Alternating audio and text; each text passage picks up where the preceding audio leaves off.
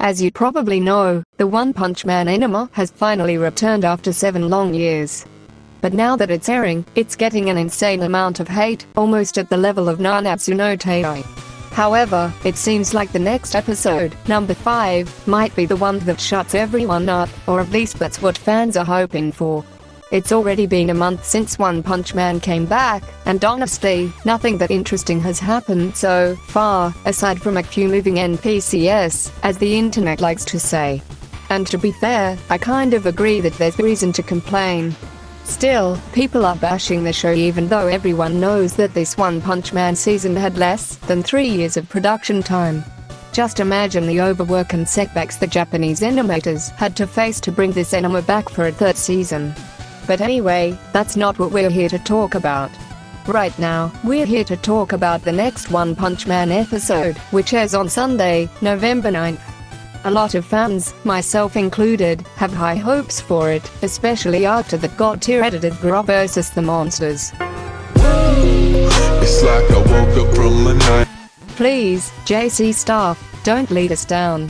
Honestly, expectations are sky high for this next episode, and a few hours ago some new images dropped, and if you ask me, they look absolutely insane.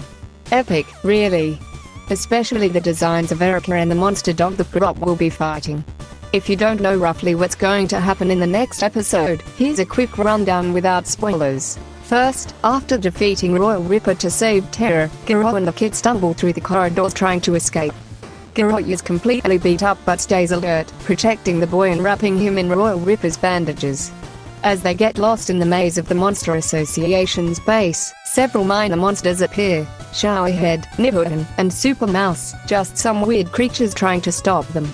But things take a dark turn when Overgrown Rover, a gigantic monster dog that guards that place, captures them off guard and launches a brutal energy blast that destroys the corridor.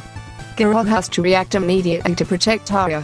In that short, chaotic fight, Rover fires another energy blast that vaporizes some monsters and causes part of the base to collapse.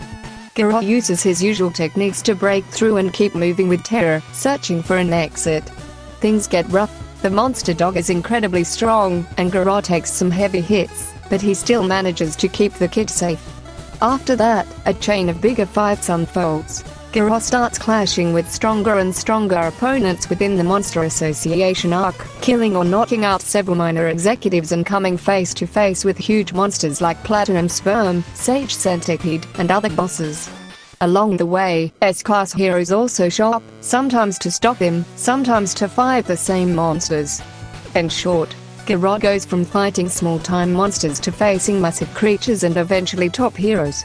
Little by little, these battles transform him. His body becomes more monstrous, you can see it in his appearance and attacks, and his fights grow longer and more intense, to the point where it's not just one battle, but wave after wave of enemies and heroes pushing him toward a higher phase of power.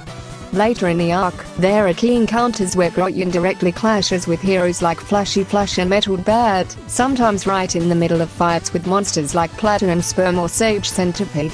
His battles start drawing attention from everyone: S-Class heroes, the Hero Association, and even the Monster Association's top members.